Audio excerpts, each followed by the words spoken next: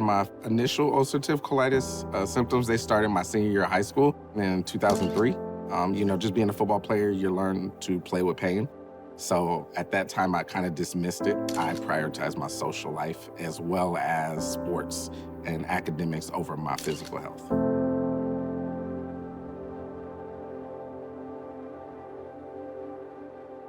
So going into college, I'd like to say I was in probably the best shape of my life in reflection. Probably only had about 6% body fat. So I was in great physical shape and did not look like the symptoms that I was feeling. There were a series of different stages in which I was classified or diagnosed with lactose intolerant, and the other having IBS. Those felt like treatable diseases where it was, hey, take this, over-the-counter medication to help with, the symptoms you're dealing with. While that did allow me to be functional because it did treat the symptoms to some degree, it really didn't get to the source. In March or April of 2007, I had my first colonoscopy, and that was the first time I had heard the words ulcerative colitis. I was slightly nervous. The dietary exposure I initially had to just, understanding what ulcerative colitis was and its relation to food was largely based on avoiding foods that were highly fibrous, things like broccoli or cauliflower, anything like that. The average person doesn't feel the process of your digestive tract breaking those things down and it passing through your system. But for me, where I have inflammation in my intestinal tract, it's extremely painful. I could technically eat almost anything I wanted, but again, I may feel it in a different way because of my health condition, but it was never something that anyone looking would be able to tell.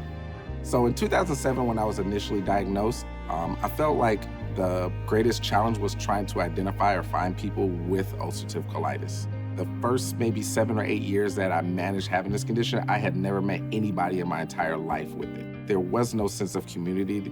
There was no support outside of, the handful of people that I disclosed my condition to. The first time that I had the privilege of interacting with somebody in person who had my condition, conveniently enough, occurred at my job. They saw me coming in late to work. And I was like, yeah, I had to rush back home. I had a situation on my hands, kind of just like grabbed my stomach. And they were like, oh, did you eat something bad? I said, no, I actually have a chronic health condition that I manage. And I told her, and she was like, I actually have the same thing. She had an online support group.